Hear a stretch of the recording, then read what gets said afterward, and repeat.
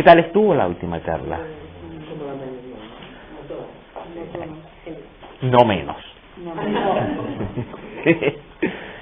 Pero me imagino que yo ahí presenté a Hillman. Tiene que haber provocado dudas, ¿no? O reflexiones, o parecer poco común, o igual previsible, no sé, algo tendrán que decir. Algo les habrá sugerido, ¿verdad o no? Bueno, puesto que no hay preguntas, sigo para adelante. Estoy muy resfriado, ¿eh? ¿Una qué? Una pregunta. Yo te ayudo. Tú empieza y yo sigo. ¿Es de qué tipo? No, que cuando Hillman dice que el alma hace... No. Que se hace alma. Que se hace alma. Entonces dice, el contexto social influye el hacer alma. Y el hacer alma está en el contexto social, político, económico, en el contexto histórico. ¿Ah, sí? ¿Dice eso? ¿O no? Que yo he dicho que dice eso. No, ¿Ah? yo diría sí. Pues no. Que yo sepa. El alma se hace, no, eso sí, el alma se hace. El alma siempre se mueve históricamente, nunca está fija, es algo dinámico. ¿Pero de dónde lo sacaba esto? No sé, me lo he sacado de conocimiento. De mi clase no. De mi clase no, ¿verdad?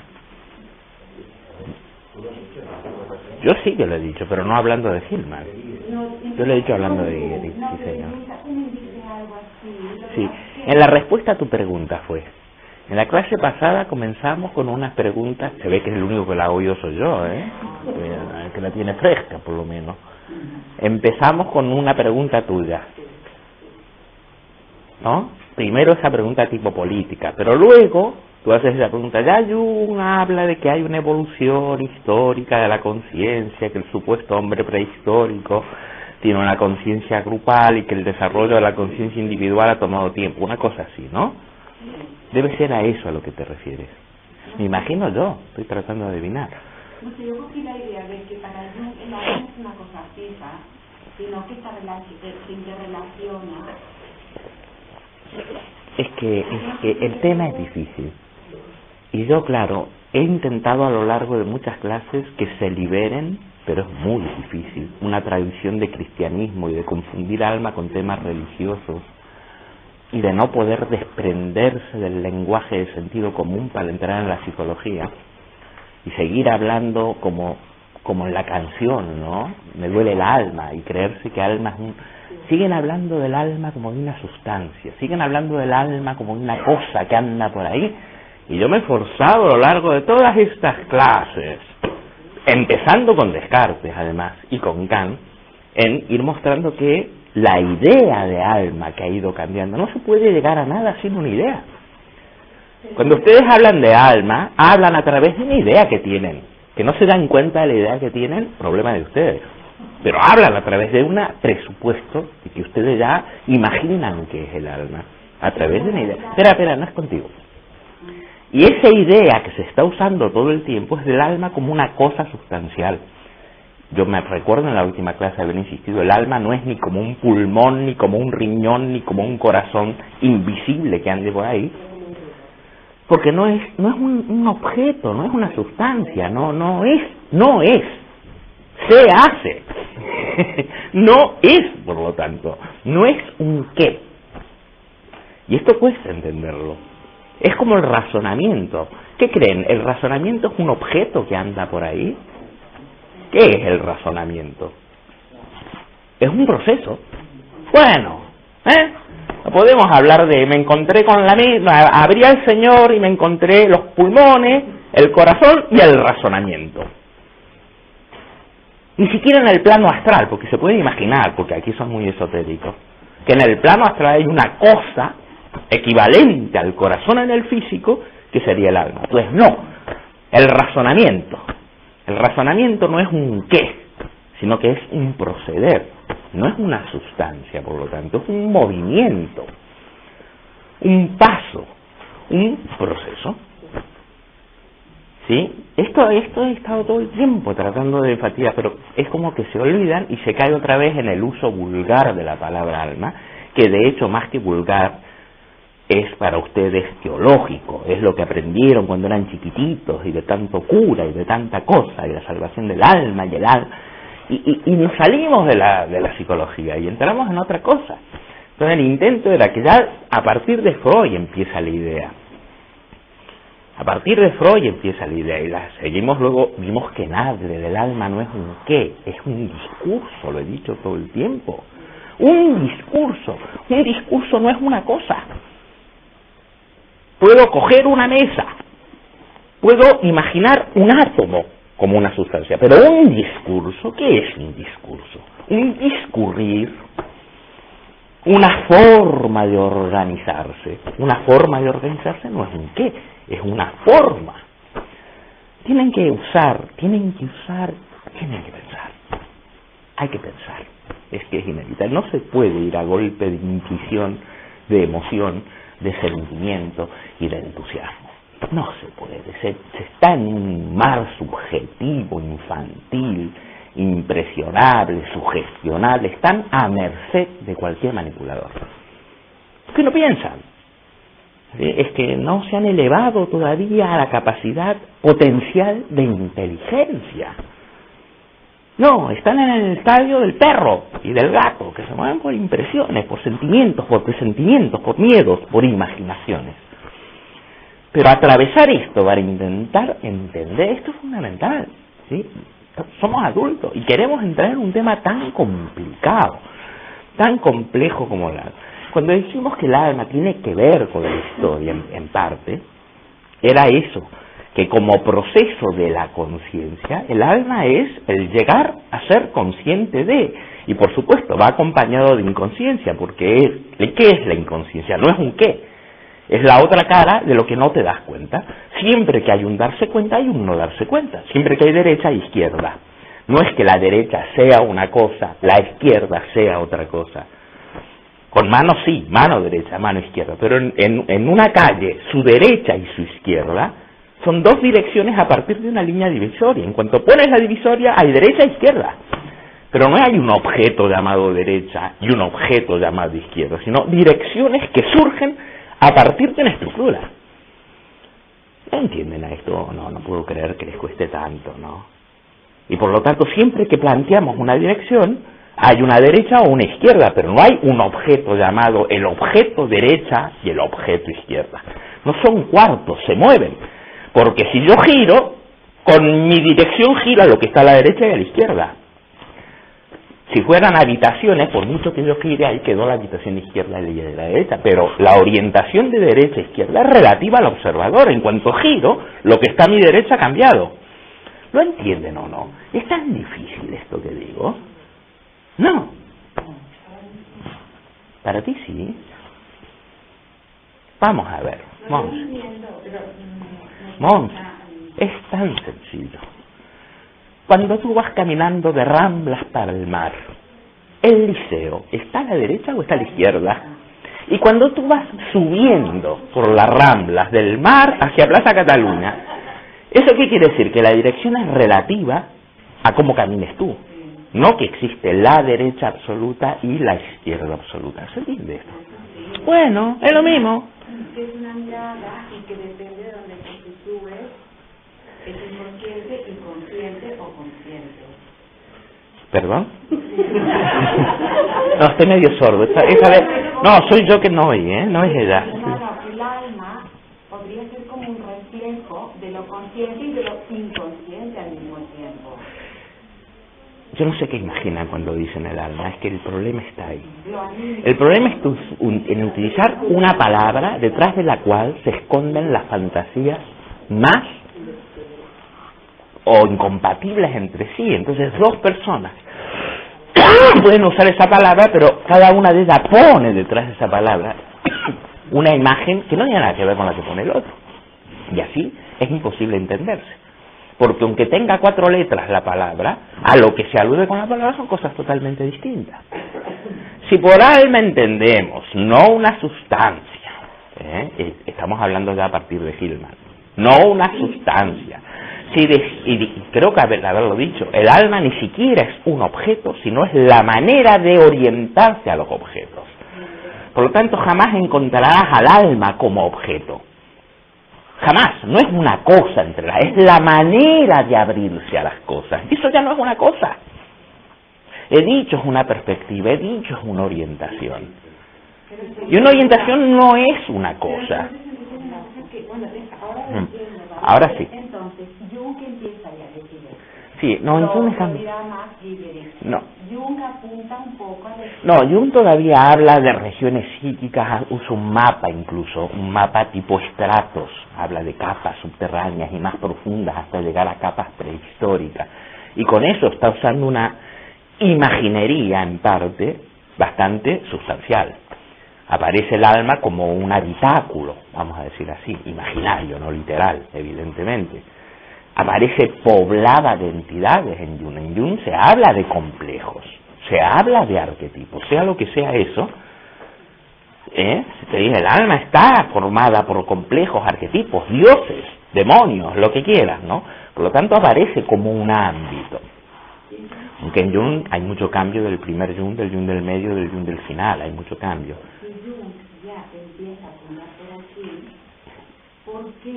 Es una pregunta sí, ¿por qué? ¿Por qué? No, seguro que no. ¿Por qué pone como ejemplos básicos los dioses griegos como representantes de estos arquetipos que pueblan el mundo del inconsciente? ¿De quién me hablas? De Jung. La pregunta.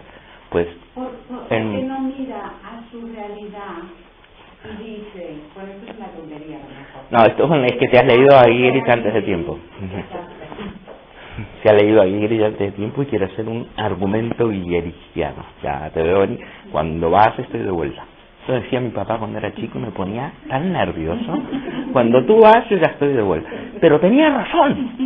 Eso era lo peor. Me veía donde yo quería llegar y él ya había ido, ya había vuelto. Donde a mí me sacaba las casillas. Pero tenía razón.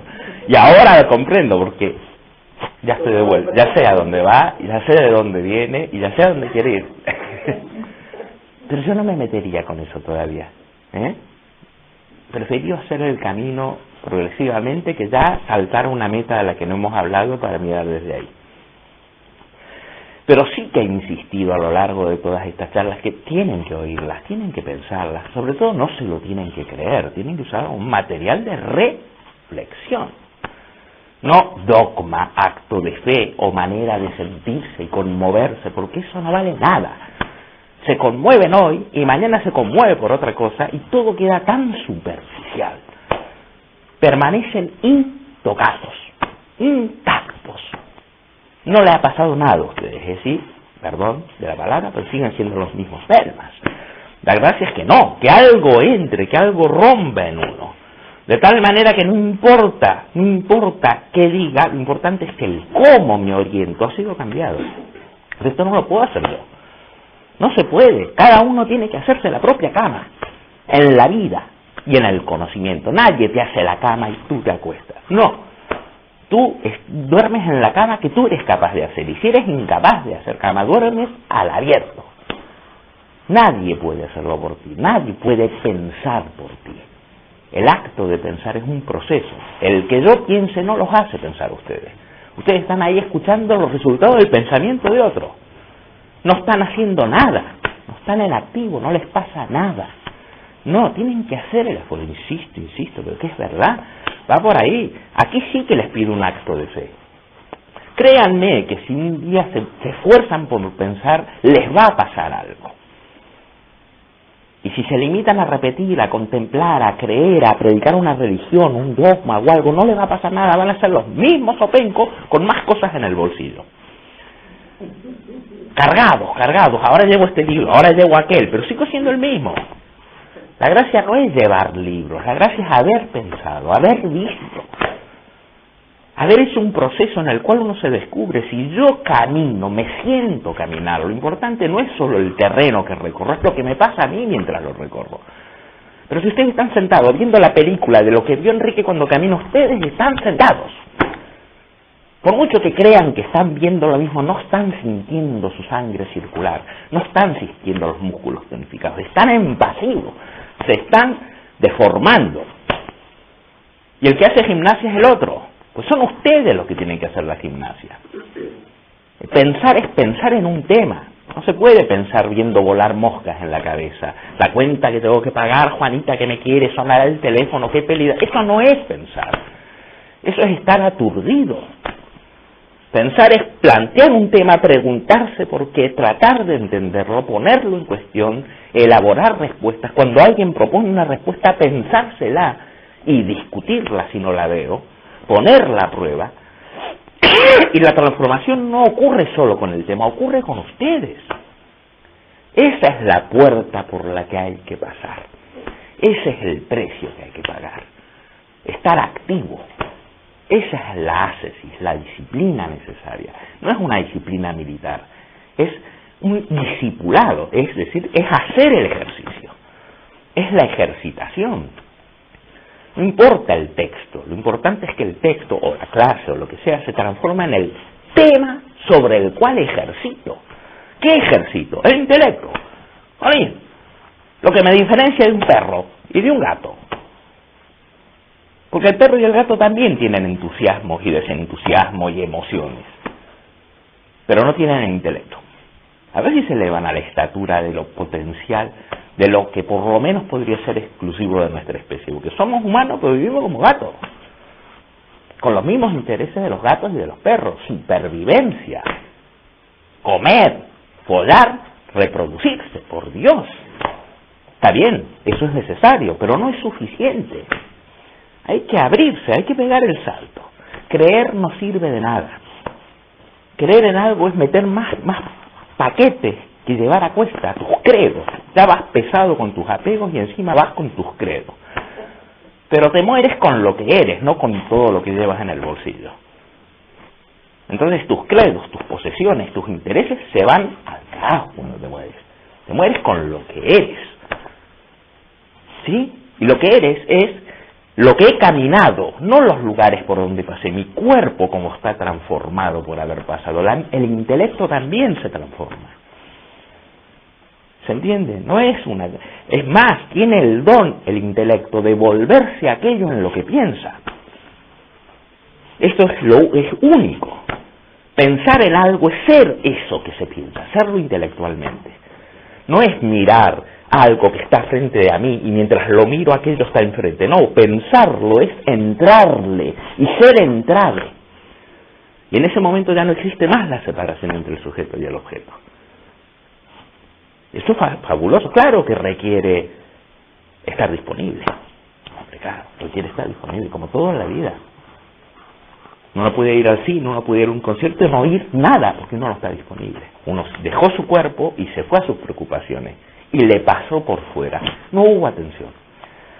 La atención es el milagro de la conciencia. Y eso es la conciencia. Por ahí va el alma. Cuando hablamos de la atención no hablamos de una cosa. ¿Qué es la atención? No es un objeto. Pero siempre que se atiende, se desatiende. La atención de la conciencia es selectiva. El atender esto implica una desatención al otro, es necesario. Hay que una relación entre conciencia e inconsciente. No son dos cosas, son los límites de una dirección. Por lo tanto, ¿qué es el alma? Ni la conciencia ni el inconsciente, sino la unidad de lo consciente y de lo inconsciente. La unidad que surge en el acto de darse cuenta de el darse cuenta y el no darse cuenta. No es ni solo el darse cuenta ni solo el no darse cuenta, es la unidad de esta contradicción, de esta polaridad, que es el proceso mismo. ¿Qué es el caminar? Caminar es caminar entre una derecha y una izquierda, una adelante y una atrás. No es que hay una derecha fija y una izquierda fija. Al caminar se va moviendo conmigo mi derecha, mi izquierda, mi adelante y mi atrás, porque al girar surge otro delante, otro atrás, otro adelante. Es, por lo tanto, la unión de todas esas direcciones en función del movimiento. Y no es una sustancia, es un viaje. El alma es un viaje. Naturalmente que se puede vivir desalmadamente, es decir, se puede vivir torpemente, se puede ser una piedra viviente. Se puede ser como una piedra, y en una piedra no pasa nada, una piedra simplemente está. no hay proceso. Y claro, un ser humano puede estar como una piedra, puede estar idiotizado, no se hace alma. El alma se hace. ¿Qué quiere decir? Se hace, deviene, se pone en marcha. Y en esto insiste mucho Hillman. Y el alma que se hace, que es la mirada que se hace, no un objeto, pues ya están pensando en me imagino, el alma como una tarta que uno hace. Pues no, no es una tarta. Una tarta es un objeto. No se trata de hacer ningún objeto. Se trata de ir penetrando en una mirada que revela un mundo y que te revela a ti. Y eso es indefinido. ¿Se acuerdan? El alma tiene un logos que se acrecenta a sí mismo indefinidamente. Por lo tanto, hacer alma no es como hacer una tarta que ya está hecha y se acabó, y quedó ahí la tarta y por ahí ando yo. No. Es una inmersión que cada vez lleva a planos mayores de profundidad. No es ni el fondo ni la superficie, es el viaje. El viaje. Y el viaje no es un qué. El viaje no es una cosa. Puedo tocar el barco, los pasajeros, pero el viaje ¿qué es? Es un movimiento. No es una cosa, por lo tanto. En el mundo habrá barcos, habrá gentes y habrá puertos, pero el viaje no es una cosa más que haya. Cuesta pensar en esos términos, porque están acostumbrados a que todo sea cosa. Eso es literalismo, esa es la falacia naturalista, esa es la prisión del alma. Cuando decimos el alma está atrapada en la materia, es esta incapacidad de poder fluir en algo más que no sean objetos cuantificables y localizados. Hasta hacen eso de la gente, transforman a sus parejas, a sus amigos, y no hablemos de la sociedad, en objetos medibles y cuantificados. Literalizado, sin alma, diría Hillman. Puro ego. El ego es aquella mirada también que se caracteriza por la literalidad, es decir, por hacer objeto, no por penetrar en la profundidad. ¿Se entiende? Es que la percepción es un viaje. La percepción es un viaje. La percepción no es algo estático, es un percibir, estar en acción. Una cámara no percibe nada. Hay una diferencia entre un ser humano o un ser viviente mirando y una máquina. La máquina se limita a copiar, permanece intacta, le pase lo que le pase afuera, copia, es mecánica. No percibe, por lo tanto. Simplemente, ahora, ¿nosotros somos máquinas? No, somos sujetos. Y por lo tanto la percepción nos afecta. Y la percepción se ve afectada por nosotros. De eso no percibimos nada sino a través de nosotros mismos. Es el colmo del literalismo imaginarse que somos máquinas. Es decir, que hay percepciones supuestamente objetivas sin sujeto. Y que es lo mismo un enfoque de una cámara que un ser humano percibiendo. El ser humano percibe a través del alma. ¿Se entiende? Incluso cuando ustedes ven el resultado de una máquina, no ven lo que la máquina ve, ven a través del alma, y por lo tanto cada uno ve lo que ve. Y lo que ve es vivido desde una evocación, desde una memoria incluso, desde una interpretación. El alma es interpretación. Ahí está, eso está muy bien. Y la interpretación no es voluntaria, surge todo el tiempo, pero la interpretación no es personal tampoco. Es y no lo es, porque uno interpreta desde los parámetros del tiempo en el que está. Por lo tanto, si pusiéramos un egipcio de los faraones aquí, no interpretaría esta habitación. Hombre, estaría alucinado con la luz eléctrica. Imagínate, con estos aparatos aquí, no entendería nada. Por lo tanto, creer que somos idénticos a los egipcios es un error terrible.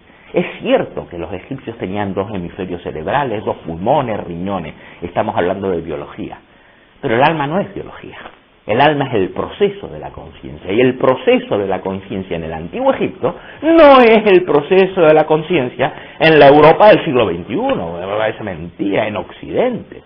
Y no podemos ser como los egipcios. De la misma manera que el egipcio antiguo. Y ese egipcio no puede ser como nosotros. No es que no quiera, ni que sea perezoso, ni que sea estúpido. Los códigos a través de los cuales interpreta hacen inaccesible entrar en este mundo. ¿No entienden a esto? Así que el proceso de llegar a este mundo para él implicaría no solo aprender cosas, es transformar su percepción, llegar a vivirse de otra manera. Claro que se podría, supuestamente, como los casos típicos del niño salvaje recogido y traído a la sociedad, pero el niño salvaje no es el que era, que luego se vuelve culto, sino que cambia, ya no es más el que era cuando accede al lenguaje. En ese momento empieza el alma. En el momento en que hay reflexión, lenguaje, nombrar, ya hay un distanciamiento, ya hay un acto no natural. Y eso es alma. Alma no es fisis, por tanto. Alma no es naturaleza. Alma no es órgano.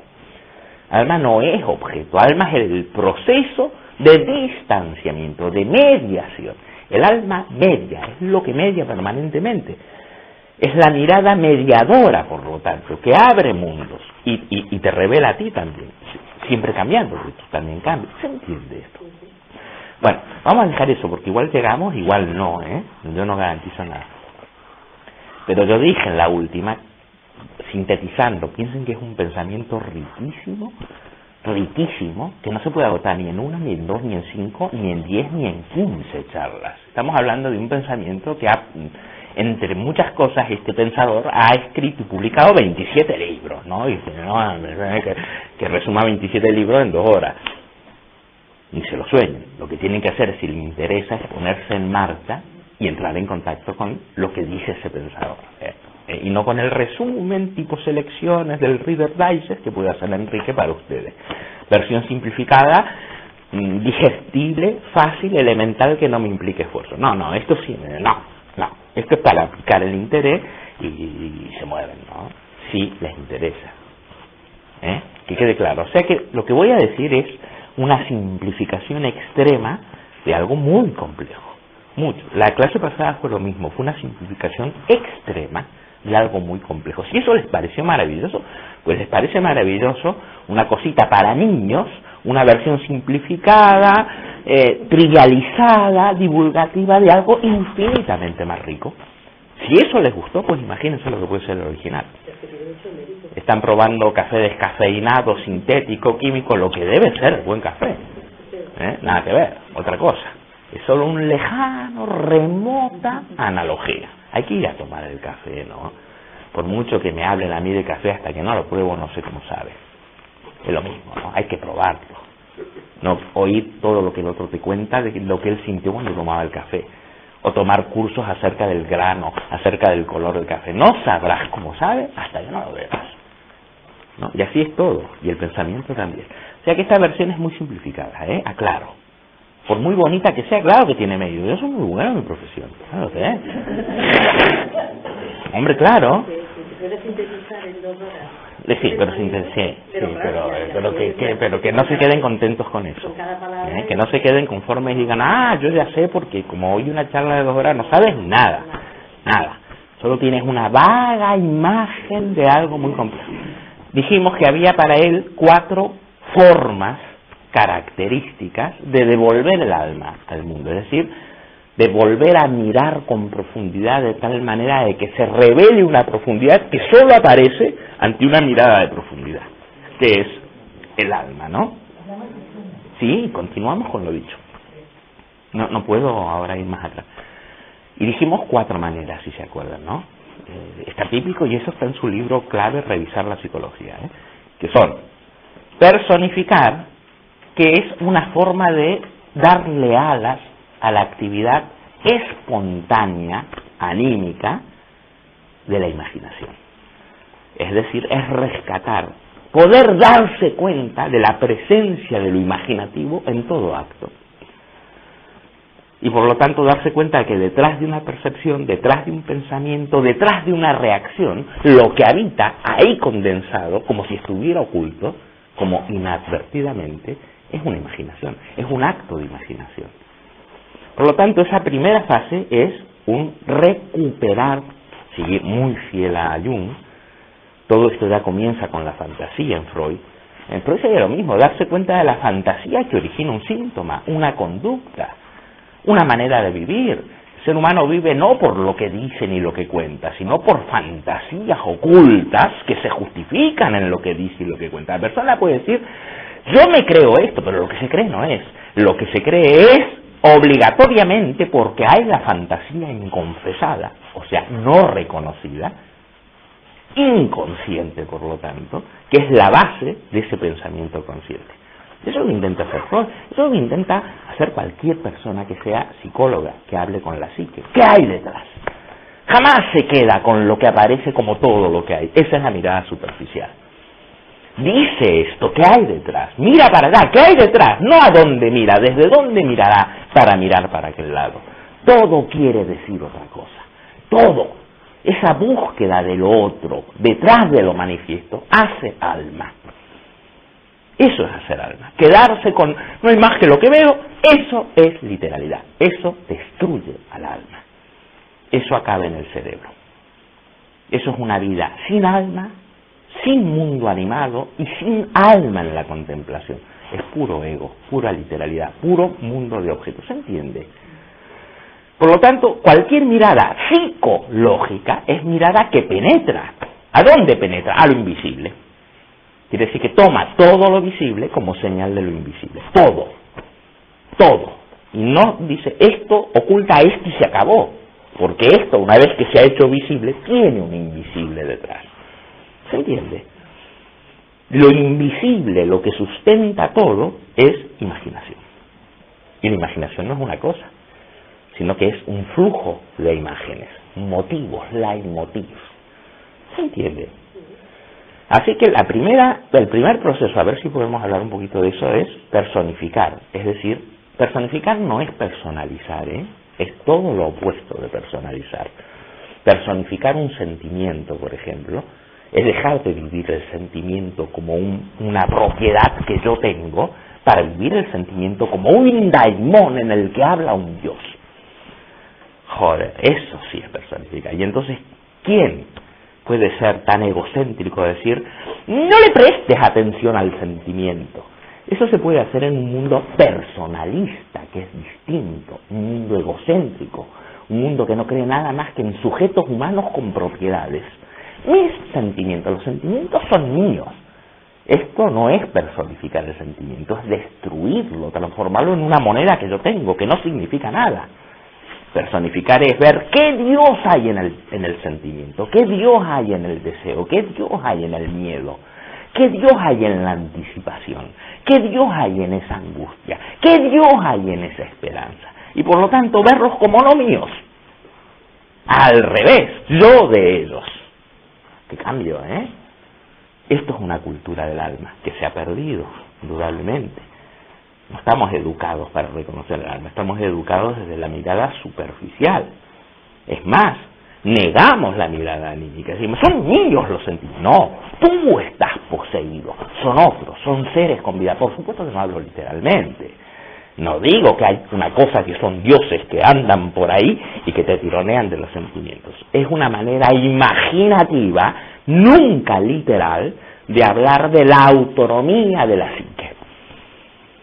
Es decir, que el proceso no te pertenece, tú estás a merced de ello. Has de aprender a respetarlo, que distinto a como lo hacemos normalmente, ¿no? Los sueños son míos, los sueños son para mí, yo los leo para mí. ¿Cómo para mí? Los sueños son dioses, en los sueños hablan dioses, no están en función tuya, tú estás en función del sueño. Esto sería personificar, que es exactamente lo opuesto al personalismo. Hoy en día vivimos intoxicados de personalismo. Lo único que existe son mis sentimientos, mis imaginaciones, mis experiencias, yo y más yo y más yo, y tú y más tú y más tú, y entre yo y tú no hay nada. Todo es humano, terriblemente humano, demasiado humano, pequeñamente humano, asfixiantemente humano. Todo es confesional. O es mi culpa o es tu culpa. Nunca vemos qué dioses hablan de la culpa, ni, como decían los antiguos, qué quiere de ti un Dios cuando te envía un sentimiento. Eso lo conté en la pasada, ¿no? La visión politeísta. Me afecta algo. ¿Qué Dios está esperando que lo atienda? Eso es lo menos personalista que hay. Eso es personificar y no personalizar. Nosotros hacemos al revés. Personalizamos, nos apropiamos, Hacemos de nuestras parejas dioses o demonios en lugar de ver los dioses y demonios que rigen nuestra historia con los demás. ¿Se entiende? Esto le da realidad al alma. Comprender que las historias ni tú ni el otro, lo que se mueve entre ti y el otro, no le pertenece ni a ti ni al otro, son los daimones del alma. Y por lo tanto, míticamente, nunca literalmente, son dioses. Es una manera de decir incontrolables, más poderosos, más reales que tú. No en realidad objetiva, de célula, no, en realidad anímica, pesan más. Una persona dice, bueno, yo viví esto, pero he decidido no mirar. Pensemos que está haciendo esa persona que se cree dueña de todo lo que le afecta, cuando en realidad está afectada por todo aquello de lo que se cree dueña. Es una falta de respeto. Ahí ves la inflación del ego, el monoteísmo. Solo hay yo y mis sentimientos, mis deseos. Son cosas que yo tengo, no existen sino por yo. No, al revés, el yo está a merced de todo esto. ¿Cómo puede hablar? Dándole realidad personal. Personificar es, por lo tanto, imaginar. ¿Se entiende? Ver la imagen escondida en el hecho, en el acontecimiento, en el proceso, en la relación o en lo que sea. Cosa que jamás hacemos. Porque para nosotros lo único real es tú y yo, y lo que yo pienso y lo que tú piensas, y nada más, y es cosa nuestra. Esto lleva a la continua moralización. Mi culpa o tu culpa, o hacerlo bien o hacerlo, como que no hay factores que nos manejen. Es como que no son advertidos, queda todo en la esfera personal, que es pequeñita, pequeñita, pequeñita, pequeñita. Y ahí no hay alma, porque el alma es inmensa, inmensa, inmensa, inmensa. ¿Se entiende esta idea? Veremos más. Personificar la primera. La segunda, el segundo proceso, es el orden que él le da, no importa, dijimos que era que tiene que ver con patos, y patos es enfermedad, padecimiento, sufrimiento. El alma se manifiesta, por lo tanto, no el yo, sino lo anímico, la visión de profundidad se hace posible a través de la deformidad. Y por lo tanto, lo que llamamos deformidad es un proceso por el cual el alma se hace, se muestra, surge la profundidad, se hace el proceso. El patos, por lo tanto, no es solo algo que me afecta, sino algo a través de lo cual se revela un mundo. ¿Se entiende esto? Por lo tanto, no es que yo estoy triste, sino la tristeza me obliga a ver a través suyo. ¿Y qué se ve a través de la tristeza? ¿Qué se ve a través de la angustia? No te pertenece lo que se ve. El patos revela. No es tuyo lo que revela. Te lleva a un plano de realidad imaginaria. Por lo tanto, todas las ideas de normalidad son ideas justamente de destrucción de lo anímico. ¿Qué es ser normal? Es ser robots, ser previsible, ser como máquinas, ser sin alma. Lo que muestra Hillman es que la normalidad es una fantasía. Y una terrible fantasía también. Nadie sabe lo que es normal, pero la gente se lo cree. Te ponen un rótulo y te cagas todo. Esquizofrénico, por supuesto, quien lo decreta no tiene ni puta idea, pero tiene una fantasía.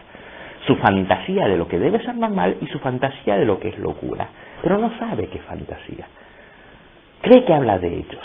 Está poseído. Es un poseso monoteísta, además, que cree que hay una norma, solo una, y todo lo demás ha de ser ajustado a la norma. Y tú también poseso en cuanto te crees esos rótulos y no percibes la fantasía que habita en esos rótulos. Los dioses. ¿Comprenden? Esto no quiere decir que no haya patología, porque entonces, como decíamos, entonces según Hillman justamente hay patología, y es la patología lo que tiene que ser salvado para salvar al alma. No es la patología lo que ha de desaparecer, es la mirada que hace de la patología algo aborrecible. ¿Se entiende esto? Y la patología no solo está en las clínicas ni en la cosa terapéutica, la patología está en la sociedad también, la patología está en la política, la patología está en la economía. La economía es patológica, la economía es paranoica, obsesiva. Yo una vez les puse a ustedes en el blog, aquel vídeo sobre la corporación que obtuvo varios premios, ¿no? Que ahí tienen un ejemplo de personificación. Personificar una corporación como si fuera una persona. Y entonces vemos cómo se conduce. Y todo el diagnóstico que se le haría a una persona. Se le llamaría esquizofrénico, se le llamaría paranoico, se le llamaría psicópata. Pues sí, la única forma de ver la psicopatía en la que vivimos es dándonos cuenta. Pero creemos que no, que son objetos, que son cosas. No, hay un proceso allí. Y hay un proceso de patos también. ¿Se entiende esto? Solo así el alma retorna al mundo. Solo retorna por una mirada que la reconozca. Sí, voy muy rápido, hay más. El tercer proceso, o la tercera manera, tenía que ver con las ideas. Ver a través. Que es una forma de pensar. Es decir, ver a través de un hecho, o de una circunstancia, o de un dato, o de una supuesta realidad, la idea que subyace, que hace que aparezca así. Y por lo tanto, a través de los hechos no vemos hechos, vemos ideas. Ideas muy enfermas. Por lo tanto, ver la idea que hace posible que se hable de tal hecho es ver lo invisible que sustenta lo visible. ¿Se entiende lo que digo? Y por lo tanto tiene que ver con ver las ideologías también. Vamos a ver, cuando una persona te dice, y hoy se dice mucho, la prensa es, bueno, ya habló Jung de que los políticos y los periodistas siembran epidemias psíquicas en el mundo, ¿se acuerdan? No estaba hablando de una frustración personal, está hablando de las enfermedades del alma del mundo, y por lo tanto de cada uno de nosotros. Y mientras más nos encerramos en la burbuja personal, más inconscientemente estamos a merced de esa peste mundial. Y el hecho de que tú digas, bueno, no me importa y no me interesa, no te hace menos susceptible que si te importa o no. ¿Se entiende? Hace poco alguien, porque puse un artículo en el blog, algunos lo han leído, yo les recomiendo que se pasen todos los días, porque siempre hay algo, pueden pasar 3 días que no, siempre hay algo que tiene que ver además con el curso que estamos dando, siempre. ¿Ves? El que es curioso ya lo sabe y el que no, pues vive en su mundo. Es así. Luego uno pasa por la vida y dice, la vida es, y la vida no es más que lo que tú has permitido que sea. La vida eres tú. No tú personal, tú y los demonios que te poseen. No es otra cosa. Por lo tanto uno no vio nada y dice, la vida no es nada, claro, nada. Para ti no había nada, porque tú no estabas para nada. Nada disponible, nada apareció. Pero claro, cada uno cuando habla de la vida no sabe que habla del límite desde el cual está abierto y disponible la vida. Siempre es una autoconfesión de lo inconfesable. Siempre. Entonces, ¿qué te puede contar un tontazo de la vida? Tonterías. La vida es tonterías. Y tiene razón. No puede ser otra cosa para ese que vive así. El otro te puede hablar de grandes pasiones y grandes tormentos. Claro, no puede ser de otra manera para el que vive. El otro te puede hablar del mundo y no de sí. Pero eso estaba disponible. El otro estaba en su burbuja, peleándose para tener una jubilación y llegar a viejito y comprarse la casita en el huerto. ¿Qué te va a hablar cuando se muere? Cuando se muere se queda sin casita, porque se queda la casita, sin pensión y además no pasó nada. Porque no estuvo para nada.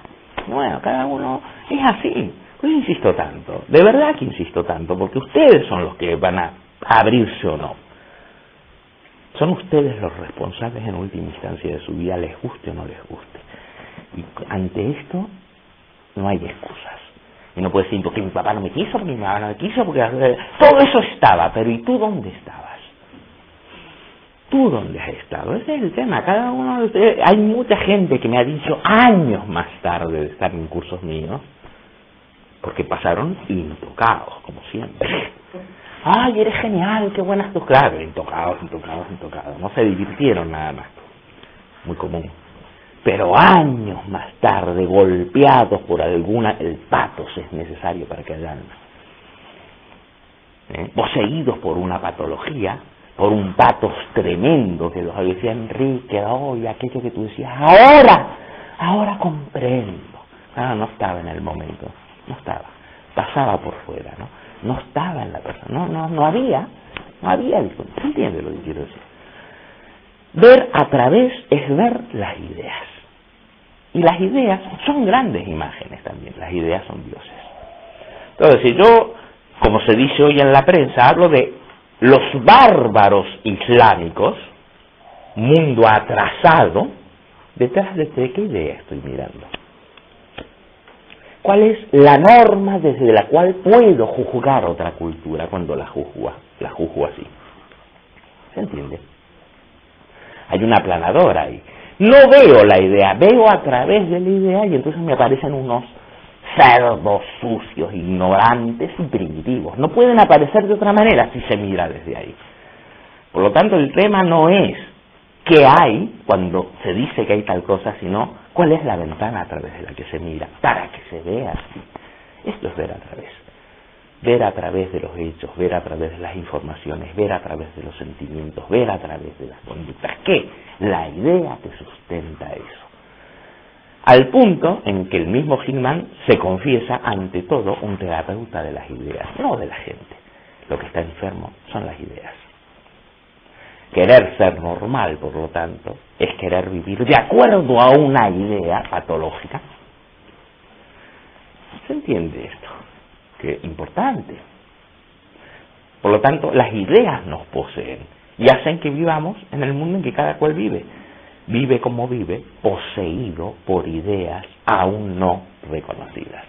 Levantar el velo, poner la ventana en primer plano, no lo que ves a través de la ventana, sino que solo aparece porque hay esa ventana. Hablar de la ventana, por lo tanto, y no de lo otro, es ver a través. ¿Sí? Terapia de las ideas. Bueno, Hillman tiene mucho humor y cuando dicen, pero sí, él habla de la cultura americana, pero es que es la del mundo en este momento, ¿no? Volvemos americanos cada vez más. Consumimos, compramos en grandes shoppings, en grandes centers y queremos una felicidad individual formada a base de seguridad económica, previsibilidad, seguridad, pólizas para esto, pólizas para lo otro, pólizas para lo demás, previsibilidad, que no nos pase nada y consumir. ¿Qué es eso? No lo vemos. Vivimos a través de esos parámetros una vida miserable, evidentemente. Pero no nos damos cuenta de que es miserable. Es la mejor de las vidas. Y los moros son unos brutos porque no quieren vivir así. Y los pobres hindúes tirados en el suelo, en la miseria, ellos deberían acceder a nuestro maravilloso mundo de confort. Y este es el paraíso en la tierra. ¿Se entiende la idea a través de la cual se mira? Una idea tremenda, cuando la ves, pero cuando no la ves, ves a través de ideas, qué maravilloso, qué bien viven aquí, todos con tarjetas de créditos. ¡Oh, qué maravilla! ¿Desde dónde se está mirando? ¿Se entiende? Por lo tanto, esto tiene que ver con los valores implícitos, con la ideología. Las ideas no son de nadie. Al contrario, nosotros somos de las ideas. Hillman tiene mucho humor cuando dice, al final en la cultura americana siempre se busca el qué en la persona. Y siempre se pregunta, ¿qué va mal con tal? No se pregunta qué va mal con la vida que se le obliga a llevar a tal. ¿Qué va mal con nuestro sistema? Un chico entra a un colegio con un fusil y mata a 40, ¿no? En América está muy común. Y entonces preguntan, ¿qué va mal con ese chico? Siempre buscamos el sujeto individual como el que va mal. No preguntamos qué va mal en ese modo de vida. No comprendemos que ese modo de vida necesita psicópatas. ¿Qué le pasa a él? ¿Se entiende? No es independiente la psicopatía de un estilo de vida, para nada. Una sociedad que genera psicópatas es una sociedad poseída por daimones. Y no es simplemente encontrar al psicópata, porque el psicópata es la otra cara de la psicopatía. Entonces él se burla cuando dice, bueno, es que actuamos con las personas igual que con los coches. Entonces cuando nuestro niño está mal, es igual que cuando llevamos el coche al mecánico, le preguntamos al terapeuta, ¿Qué tiene? ¿Cuánto me va a costar? ¿Y a qué hora lo puedo pasar a buscar? ¿No es verdad? ¿No hacemos eso? Dígame qué tiene, doctor. ¿Cuánto cuesta? ¿Y a qué hora se lo paso a buscar? Exactamente como el coche cuando vas al mecánico. Dígame qué tiene, cuánto me va a costar y a qué hora paso a retirarlo. ¿Cuál es el problema? ¿Es el problema del chico? Ah, pero es mucho más fácil decir el chico está mal, todo lo demás está bien. ¿Qué le pasa a este chico, no? ¿Qué pasa con este modo de vivir? Y ahí nos damos cuenta de que las ideas están enfermas. Y naturalmente hay víctimas de las ideas. ¿Comprenden esto? Es muy revolucionario, Gilman, ¿eh? Mucho. Por eso me gusta tanto. Y el cuarto y último proceso, que es propiamente hacer alma. Hacer alma es deshumanizar. Volver a achicar lo humano para comprender la importancia de todo lo otro que el occidental ha destruido para transformarse en el centro y parámetro de toda realidad. El mismo proceso de otorgar realidad imaginal, no literal, a los dioses es un proceso de achicamiento de lo humano. Deshumanizar es lo mismo que reconocer el alma del mundo. O sea que es rebatir la falacia antropocéntrica o antropológica. ¿Se entiende? Aquí está Nietzsche cuando decía humano, demasiado humano.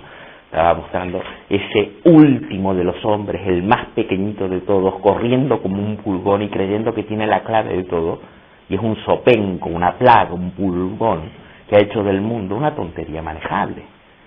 El mundo se ha vuelto tonto porque se mira desde esa tontería. Entonces hay que achicar al pulgón para dejar espacio a todo lo demás. Hay que achicar, sobre todo en la psicología, porque Gilman escribe como psicólogo, este antropocentrismo enfermizo, que ya no reconoce más que la intimidad personal. ¿Se entiende? Esos son los 4 procesos. Pero ahora me gustaría poder mencionar un poco sus palabras, no todas, porque habría que leerlo todo, pero algunas de sus palabras, ¿no? Por ejemplo, a ver si lo entienden. Tiene tela, ¿eh? Aclaro, tiene tela, pero a ver si lo entendemos. Cuando dice,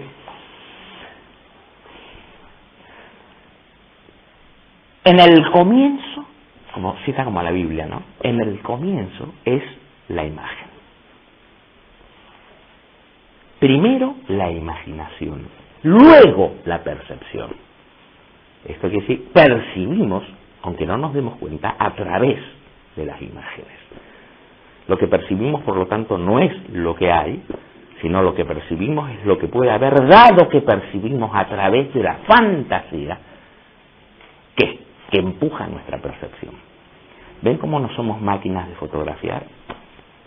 La máquina no tiene fantasía, lo que capta está muerto, pero un ser humano siempre percibe a través del miedo, del deseo, del presentimiento, del olvido, de la añoranza. Por lo tanto, la percepción está condicionada, aparece como aparece porque hay un detrás.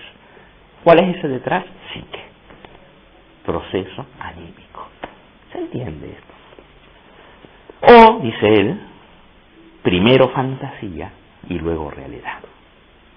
O, como dice Jung, y es cierto que Jung lo dice y lo cita, la psique crea realidad cada día. Esta es una frase de Jung, ¿eh? La psique crea. Lo que llamamos realidad es creación psíquica, pero cristalizada, endurecida, literaria, al tal punto de que ya no vemos el alma, vemos las cosas.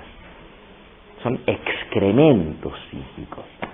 Y cuando nos quedamos con la capa, eso está muerto. Pero cuando devolvemos la capa a su fondo, entonces aparece la vida psíquica que lo reanima. De ahí que el propósito de la psicología imaginal es retornarlo, lo dije la vez pasada, todo a su raíz en la imaginación. Revelar la imagen oculta detrás de cada circunstancia, proceso, acontecimiento, sentimiento, deseo, movimiento político, movimiento económico, lo que sea, grande o pequeño, en tanto que aparece como un hecho, está habitado por una imagen. recuperar la imagen, ponerla en primer plano, que es ver a través, claro, evidentemente, ¿no?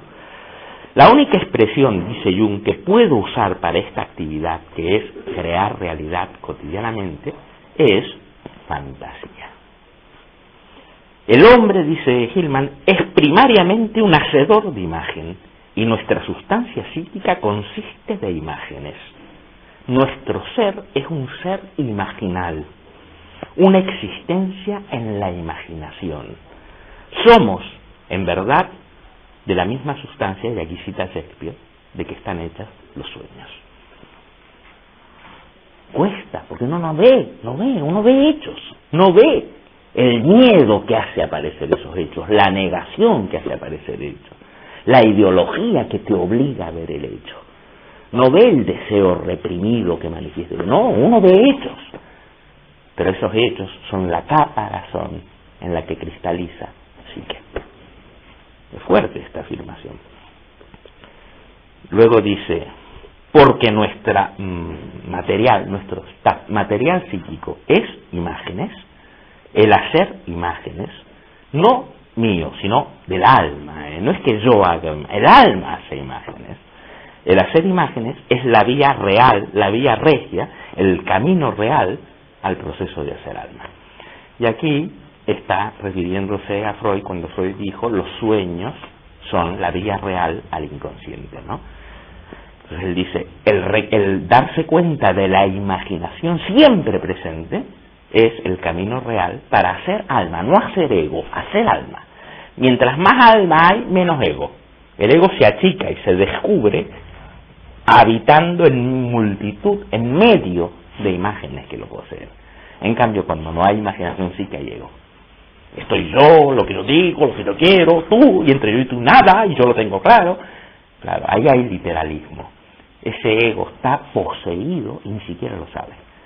Cuando empieza a reconocer que yo digo, no me queda más remedio que decir. Yo pienso, es que no me quedaba remedio, es que no me quedaba más remedio que no ver. Entonces me doy cuenta de que estoy en medio de factores. Que chiquitito aparece el politeísmo de la conciencia, del alma, a diferencia del monoteísmo del ego.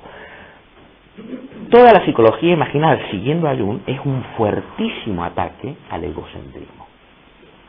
Y la verdad que si nos miramos, es terrible el mundo egoico en el que vivimos. Para mí, mi crecimiento, mi conciencia, mi desarrollo, yo, mi, conmigo, disfrazado, porque estoy creciendo mucho, te dice una persona. ¡Ay, qué miedo! Por Dios. Aparte de que se cree que es un tomate. Solo pueden crecer los niños. Pero un adulto no crece, como dice Hillman. Si algo crece en mí, solo puede ser un tumor. Porque ya crecí. Ahí hace el diagnóstico de esta mentalidad occidental y americana, ¿no? Posesión por un factor poderoso, ¿no? Que es el niño. Y ver la vida como lo que llegaré a ser. Solo un niño está esperando llegar a ser. Un adulto jamás. Por lo tanto, cuando tú estás poseído y no te das cuenta por el niño, ves la vida como un continuo proceso de crecimiento. ¿Qué consecuencias tiene para una sociedad que esté formada por millones de individuos que son niños? Que nadie es responsable. Todos están esperando a crecer, a ser más conscientes, a llegar a ser sí mismos. Nadie es responsable de lo que hay.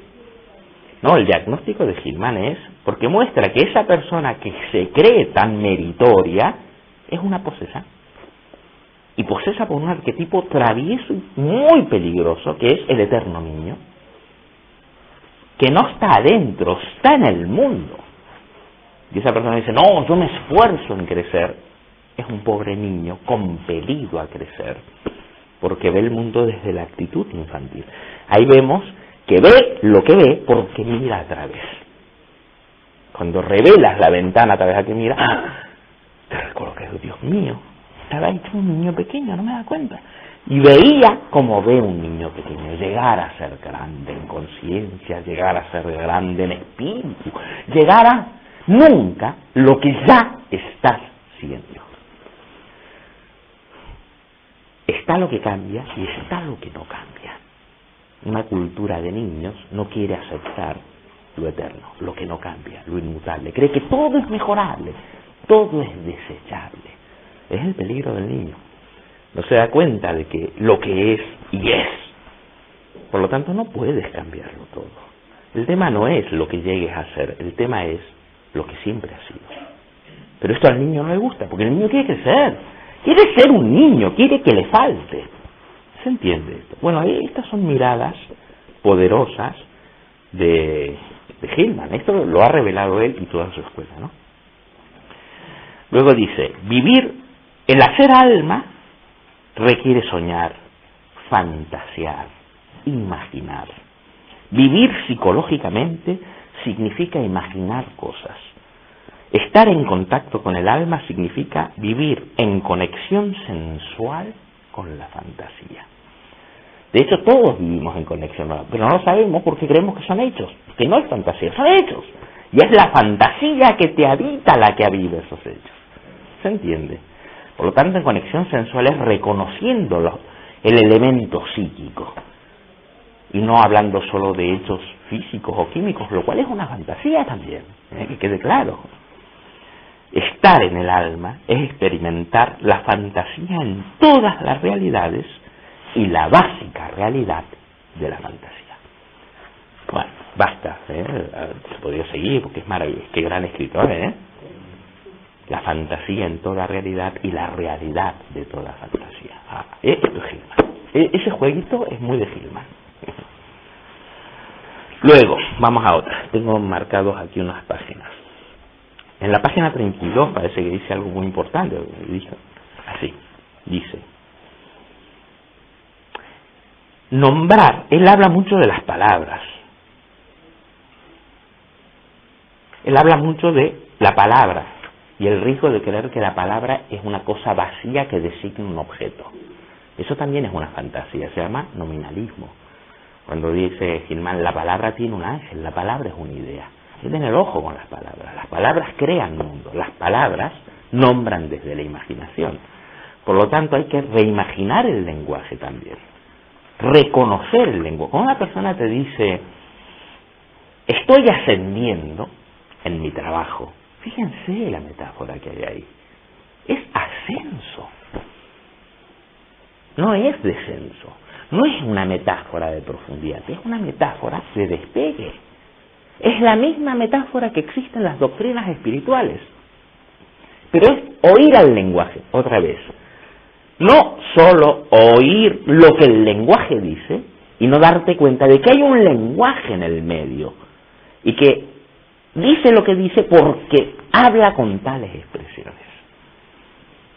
Entonces, cuando empiezas a atender no solo a lo que dice, sino a cómo lo dice, en el cómo ya está presente el alma, que no es advertida, evidentemente, pero está presente. Cuando una persona te pregunta si algo es bueno o es malo, fíjense el lenguaje. Es un lenguaje moral. Solo puede surgir esa pregunta, por lo bueno o lo malo, para una mirada que mira desde una moral. Si no, no aparece lo bueno o lo malo. Pero claro, cuando oyes las palabras, quieres ya responder sin atender a qué metáfora hay ahí. Pero hay metáforas de ascenso y hay metáforas de descenso. Ya dijo Hillman que el alma se caracteriza por la profundidad. ¿Cuál es la metáfora? No la de subir, la de bajar. Naturalmente, en Hillman la depresión va a ser uno de los modos más poderosos de hacer alma. Descenso. El alma está en la profundidad. El alma no busca huir a la altura de la vida para ver desde arriba intocado, sino que el alma, a diferencia del espíritu que vuela y del ego que triunfa, el alma desciende a las profundidades. Por lo tanto, cada vez que volamos hacia el pico, dice él, desatendemos a los valles. Y es en los valles a donde está el alma, en los circuitos, en los recovecos, no en los aciertos, sino al revés, en la patología. ¿Comprenden esto? La palabra es importante. Y entonces dice, nombrar con imágenes y metáforas tiene una ventaja sobre nombrar con conceptos. El ego le encanta usar conceptos, definiciones rígidas y estrictas para No, ya nombré la cosa, no hay proceso, pero engaña, porque sigue siendo un uso de palabras. Dice, nombrar con imágenes y metáforas tiene una ventaja sobre nombrar con conceptos, pues el nombrar personificado, que es lo que hace la metáfora y la imagen, fíjense, hay metáforas que se han vuelto lugares comunes, ¿no? Pero que siguen siendo metáforas. Una cosa es hablar del astro rey y otra cosa es hablar del sol, entendiendo por sol una bola de helio. Astro rey de repente habla de una realeza, lo está personificando. Sí, son dos maneras de hablar, no son dos maneras. Lo que muestra cada palabra es algo distinto. Entonces dice, porque el nombrar personificado nunca se vuelve una mera herramienta muerta. Las imágenes y las metáforas se presentan siempre como sujetos psíquicos vivientes, a los cuales me veo obligado a entrar, con los cuales me veo obligado a estar en relación. En cambio, con los conceptos veo herramientas que yo uso, pero nunca veo otras, no veo presencias. ¿Comprenden esto? Me mantienen consciente las metáforas y las imágenes del poder de las palabras con las que opero, mientras que los conceptos tienden a engañarme y meterme en el nominalismo. Las palabras no hacen más que designar cosas que son lo que la palabra dice. La palabra es flatus vacío, simplemente un sonido, ¿no? La palabra revela o oculta. ¿Entienden lo que está diciendo? Dice, ya sea que el personificar ocurra en un paciente como una protección, o en un terapeuta como un medio de hacer separaciones, su propósito es siempre el mismo poder único, es siempre salvar la diversidad y autonomía de la psique del dominio de cualquier poder único. Una definición cree que esto es nada más que esto. Una personificación, una metáfora, admite muchas más. Nunca pretende ser la única. Recuerden lo del politeísmo, que es muy importante. Personificar es la respuesta del alma al egocentrismo. Cuando se personifica, por lo tanto, el ego se vuelve pequeño. No desaparece, es uno en medio de. Cuando se cae en la falacia nominalista, no hay más que yo y las cosas y los nombres por los cuales las uso. ¿Comprenden, no? Bueno, vamos a otra. 39, a ver. Pecamos contra la imaginación. Pecamos contra la imaginación siempre que le pedimos a una imagen, siempre que buscamos en una imagen un significado, exigiendo que las imágenes se traduzcan en ideas o en conceptos. Muy común, especialmente en los medios esotéricos. La gente no quiere imaginar, quiere usar fórmulas. ¿Qué quiere decir tal imagen? Tal imagen quiere decir el ánima. Ya está, no hace falta la imagen. Tengo un concepto abstracto, ¿no? Bueno, ese es el mayor crimen contra el alma y el mayor crimen contra la imaginación. Querer que el imaginario se transforme en algo que ya no sea imaginación. Querer parar el proceso de evocación permanente de sugerencias para llegar a una definición final. Final o primera. ¿Entienden, no? Vuelvo a leer. Pecamos contra la imaginación siempre que le pedimos a una imagen su significado, exigiendo que las imágenes se traduzcan en conceptos. ¿Y qué quiere decir esta imagen? Y entonces queremos rápido una definición que yo entienda para no tener que aprender la imagen. Esto se hace mucho en astrología, se hace mucho en tarot, se hace mucho con los sueños, no hablemos. No quiero estar en contacto con esa mujer que llevaba una blusa suelta con lunares rojos y que era inquietante en su mirada. Quiero definir, era mi mamá, era mi esposa, y ya no tengo que mirar más la imagen. La imagen no se deja agotar en un qué que yo maneje, pero yo quiero tener un qué para ocuparme de la imagen y sentirme seguro, ¿no? Este es el mayor pecado contra la imaginación. Claro, las imágenes hacen alma y el alma tiene un logos que nunca se agota. El ego siempre quiere llegar a un punto fijo, final, donde ya controlo. ¿Comprenden lo que hay aquí, no? Entonces, él dice, no puedo elevar suficientemente mi voz con suficiente fuerza contra todos estos métodos. En ellos yace el abuso de la primera libertad del alma, la libertad de imaginar. Esta es la fuente de la peculiar individualidad y de nuestro arte, ciencia y cultura. La autonomía de la fantasía es el último refugio de dignidad que le queda al alma, su garantía contra todas las opresiones. Solo a ella podemos traer en las barracas detrás de los cables de alambrado que cercan al mundo. Dice: pecamos contra la imaginación siempre que le pedimos a una imagen su significado, requiriendo que las imágenes se traduzcan en conceptos. La serpiente enrollada en un rincón no se puede traducir como mi miedo, mi sexualidad, mi complejo materno, sin que automáticamente destruyamos la serpiente. Desapareció la serpiente y me quedó el complejo materno.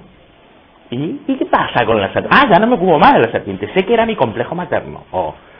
Había una serpiente que me aterrorizaba, es mi miedo. A partir de ahora me ocupo de mi miedo. ¿Y qué pasó con la serpiente? ¿Qué pasó con la imagen?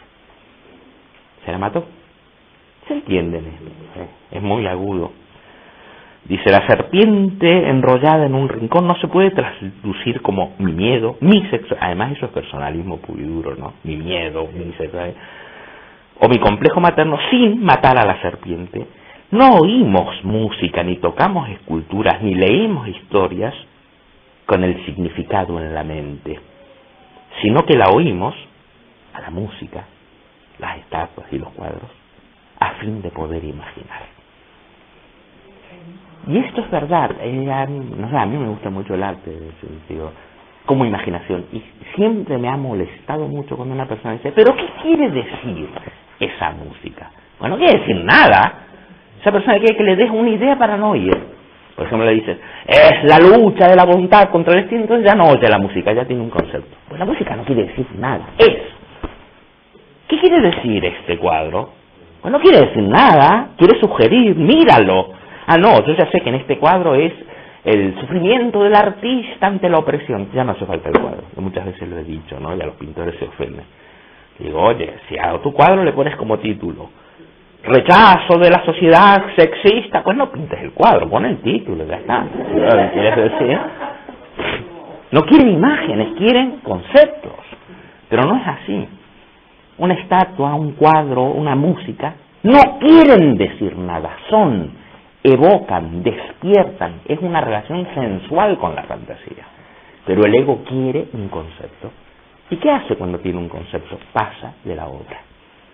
Ya entendí esta música, si la entendiste no la has oído. La música no está para ser entendida. Puedes entender cómo está hecha, todo eso para poder disfrutarla, pero nunca para traducirla en una idea, un concepto, ¿se entiende? Me explico, ¿no? Creo que lo captan a esto, yo digo, bueno. Es lo que dice él. Dice: aunque el arte puede, a través del arte se pueden esconder una multitud de ignorancias psicológicas, pero al menos el arte no le pregunta a las imágenes qué significan. Las interpretaciones de las imágenes, y esto habla de la interpretación psicológica en terapia, como la interpretación del sueño. Esta es tu madre, este señor que te espera en una escalera y que te da miedo es tu jefe. Entonces ya matamos al sueño y lo transformamos en cosas. Él ataca esto completamente, dice. Interpretaciones y las amplificaciones de las imágenes, incluyendo todo el juego analítico de diccionarios de símbolos y paralelos etnológicos, con frecuencia se transforman en instrumentos de la alegoría. La alegoría es el proceso por el cual se matan las imágenes, ¿no? Esta imagen quiere decir esto, y una vez que ya sabes lo que quiere decir la imagen, ya Jung hablaba de esto. Jung hablaba de que el símbolo nunca puede ser reducido a un conjunto de informaciones. En cambio la alegoría sí. Da lo mismo que en tribunales pongas una señora con una balanza o pongas justicia, porque la señora con la balanza no es más que un sinónimo de justicia. Eso es una alegoría, no un símbolo. ¿Se entiende? Hoy en día hablar de Astro Rey ya es una alegoría. Por Astro Rey ya no imaginamos nada, es un sustituto. Eso es una alegoría. Pues los psicólogos tienden a hacer de las imágenes del alma alegorías para el control del ego de la circunstancia. Dice así: en lugar de revivir la imaginación conectando nuestros intelectos conceptuales con las imágenes de los sueños y la fantasía, lo que hacen es cambiar la imagen por un comentario sobre ella, cambiar el cuadro por su significado, ya no oír la música por entender la idea que se supuestamente quiere decir, ya no atender a la imagen de la fantasía porque ya me quedé con su significado, no atiendo más a la imagen del tarot porque sé que el mago quiere decir tomar una decisión. Bueno, para eso no pongas una carta del mago, pon una carta y diga tomar una decisión, ya está. Pues la gente quiere eso, la gente dice, ¿qué significa tal? Así no la tienen que mirar. Y se aprenden rótulos, ¿no? Ego, ego, ego. Todo eso mata al alma. Mata al alma. No es que estén mal las ideas, siempre y cuando, desde Hillman, sirvan para avivar la imaginación. Pero usar un rótulo para matar la imagen es lo mismo que el control del ego, hacer ego y no hacer alma. Bueno, como vamos mal de tiempo, voy a saltear algunas cosas. Dice, patologizar es la capacidad autónoma de la psique para crear enfermedad, desorden, anormalidad y sufrimiento en cualquier aspecto de sus conductas y de experimentar e imaginar la vida a través de esta perspectiva sufriente y deformada. Esa es la mejor definición de patologizar. Y no es algo que yo haga, es algo que hace el alma. ¿Y para qué lo hace el alma? A fin de experimentar e imaginar la vida a través de esta perspectiva sufriente. Luego, el sufrimiento no es culpa mía, sino una manera en que el alma presenta un mundo. El tema no es, por lo tanto, la depresión, sino lo que la depresión muestra. Pero nosotros queremos sacar la depresión. La depresión le pertenece a alguien. Hay un sujeto que tiene depresión y hay que sacársela. O esquizofrenia, cualquier nombre, ¿no? Fíjense los conceptos, lo terrible que son. Todas estas son defensas del ego. Y por supuesto, nosotros como somos todos monoteístas, decimos, doctor, mi hijo tiene esto, quíteselo. Porque tú también eres un ego que te quiere sacar al hijo de encima. Quieres que todo esté controlado. No quieres vivir el proceso, no. El proceso de no saber y entrar en el padecer para lo que muestra el padecer. No, eso no.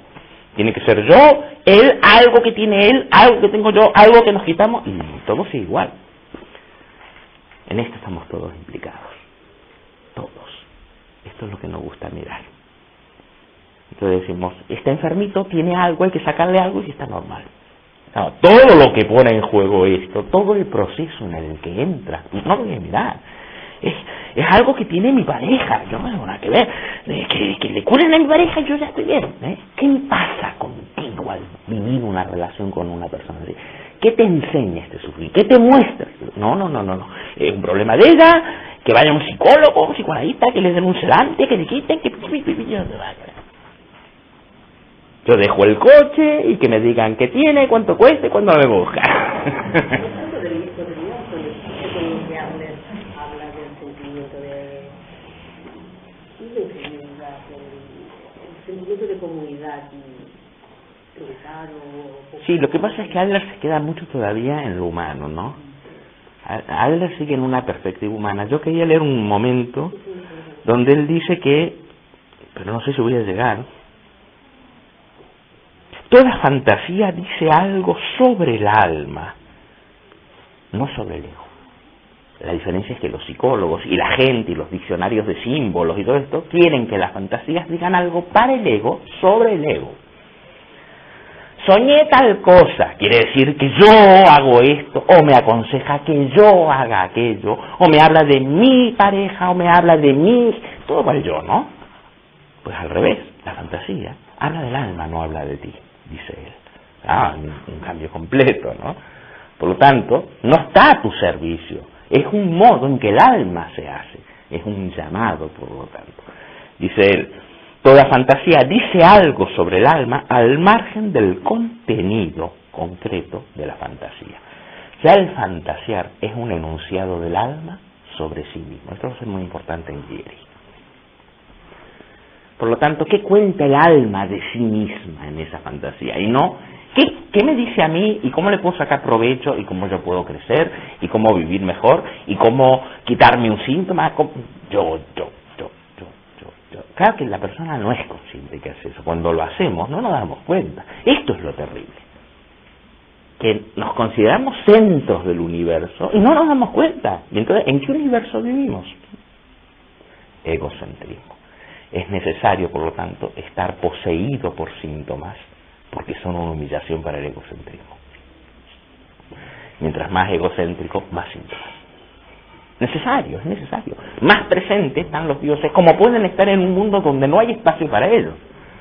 Están, pero como no tienen más espacio en tu mirada, que solo existes tú, y tu voluntad y tu libertad, que ser síntomas, porque tú no atiendes a dioses, entonces sí, tu libertad y todo lo que te impide hacer lo que tú quieres, todo el sufrimiento, toda la limitación.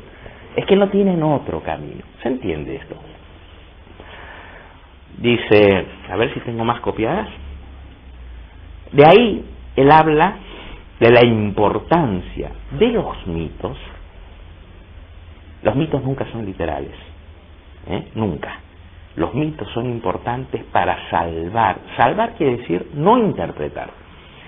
Salvar a la serpiente del sueño. Salvarla es mantenerla, no dejar que se transforme en tu jefe, tu madre, tu complejo materno, tu ego, porque entonces la has perdido. Hay que salvar a la serpiente, quitar todo lo que tú quieres hacer con ello y mantenerla viva, que siga hablando a la imaginación. Entonces, para salvar a las expresiones del alma, o sea, de la fantasía, los mitos son importantes. ¿Por qué? Porque en el mito aparecen los dioses. El mito es la historia de la relación entre los hombres y los dioses. Esa es la diferencia entre un mito y un cuento. En un cuento como La Cenicienta no hay ni dioses ni nada, pero en los mitos siempre aparece lo humano y lo divino. El mito, por lo tanto, habla de la relación con los dioses. El mito permite salvar el fenómeno otorgándoselo a la serpiente, por ejemplo, al mito donde tiene sentido. En lugar de querer reducir la serpiente a algo de lo que yo me cuento, permitir que la serpiente traiga con ella al mito, a los dioses que convoca a mi vida. Esto no quiere decir creer literalmente en mitos, cuidado, para nada. Esto quiere decir ver en el mito una perspectiva anímica, no una y con esto se acaban esas chorras, lo siento si le ofendo a alguien, siempre me pasa. Pero se acaban esas chorradas de libros como Los dioses de cada mujer y todas esas tonterías que han sido bestseller, que se trata de que cada mujer se sienta que ella personifica a Afrodita y solo inflan los egos. Los dioses no son de cada mujer en todo caso será de los dioses. No, pero la gente consume esto, el consumismo está en función del ego. Cosas para sentirte más importante y claro, quiero hablar con los arquetipos. Yo he oído cosas terribles. Quiero conectar con los arquetipos, como si los arquetipos con enchufes que andan por ahí. Porque si conecto con los arquetipos seré más consciente. Por favor, ¿qué es eso? Entonces tú mira desde dónde debe estar viendo esta persona y verás yo, me, mi, con, mi, go. Pues no, es al revés. No yo en el sentido cristiano, de que me flagelo y pago la cuba, porque todavía ahí sigue habiendo un héroe. Claro, tus sufrimientos es muy importante, y resulta que Dios existe para salvarte a ti, y tú eres el centro del drama, y ahí volvemos al mismo, yo, me, conmigo, diciendo, igual que la gente, que la sala de espera de los médicos. Yo sufro tanto porque me han quitado un riñón, me han quitado un pulmón, me han quitado esto. Y el otro impaciente para que se calle. Sí, yo mucho más. Me han quitado las 4 extremidades y estoy al borde de la muerte. Sufren. Yo, ¿no? Es decir, hay una negación que es una exaltación. Hombre, vete a la sala de espera de cualquier médico y verás esto en acción. Hay una competencia por quién sufre más, es decir, quién es más importante. Sí, es así, yo he estado mucho en sala de espera, me he comido charlas enteras. Y alguien ahí mostrando sus llagas, 17 operaciones, se le complicó, y ves que todos los otros escuchan pero esperando el huequito, que se calle para saltar, ¿no? ¡Rápido! Y empezar con las suyas siempre son las peores.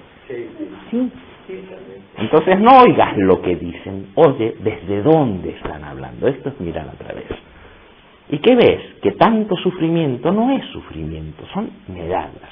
En el cristianismo hay esto: yo pecador, yo me esfuerzo, yo soy malo, me arrepiento, porque Dios me salvará. No, cuando decimos, ahí hay egocentrismo. Es que el mito cristiano y el egocentrismo tienen mucho que ver. Tienen mucho que ver. El mito heroico, el ego siempre tiene un cuento heroico, una tarea que realizar, un premio o un castigo, pero siempre es protagonista. Es decir, el principal personaje, aunque sea el principal sufriente, pero el principal. Sí. Entonces cuando decimos no, yo no quiere decir tú malo, porque entonces malísimo, pues yo malísimo, pero todo yo, ¿no? No. Se trata de tú no, los otros. ¿Se entiende, no?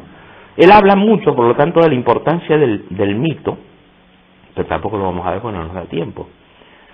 Y luego, pues, dejo ya lo de imaginar, donde habla mucho de los mitos, lo recomiendo que lo lean, es fantástico, para agarrar un punto sobre lo de las ideas, de lo que habla tanto eso, el ver a través.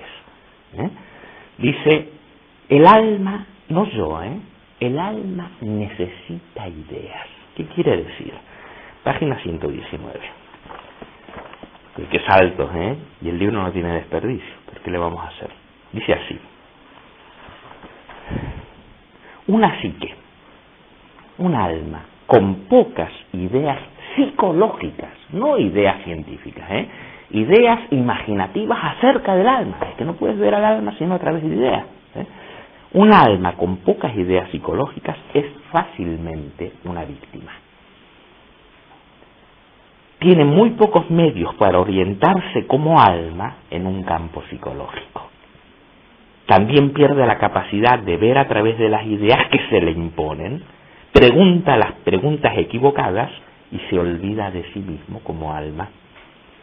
Se vuelve hacia las ideas desde otras áreas y se ve cegada por las iluminaciones centellantes, encandilantes, que llegan a ella a través de las nociones de la naturaleza, de la historia, de la religión o de la biología. Un alma que no tiene ideas psicológicas es presa de ideas de otros campos.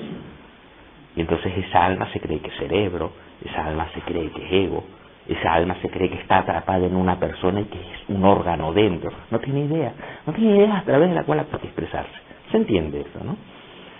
Dice, tales conceptos, por ejemplo, como evolución, energía o salvación, al aclarar las oscuridades de la historia, de la religión y de la filosofía o del mundo físico, tienden a asumir más que el área de su derivación, tienden a apropiarse de la psique también, si no se las ve como ideas. Por eso cuando alguien dice, claro, el alma, porque éramos monos, bueno, esa persona ha tomado, está poseída, porque no lo ha hecho a propósito, por una idea tomada de las ciencias naturales llamada biología, la teoría darwinista, y está traspuesta al alma. No psicologiza la idea, aplica la idea al alma, y el alma se vuelve eso. Le falta idea de alma a esa alma para reconocerse como tal. ¿Entienden esto, no? Y luego dice, lo leería todo, pero es maravilloso lo que dice, pero dice, no solo que la psique sin ideas se vuelve a campos ajenos y a las ideologías, no solo eso, las ideologías, un alma sin ideas presa de cualquier ideología, víctima fácil, las consume como patatas fritas, como un hambriento consume patatas fritas tóxicas, pero está hambriento, se come lo que sea. No puede discriminar entre comida veneno y comida buena.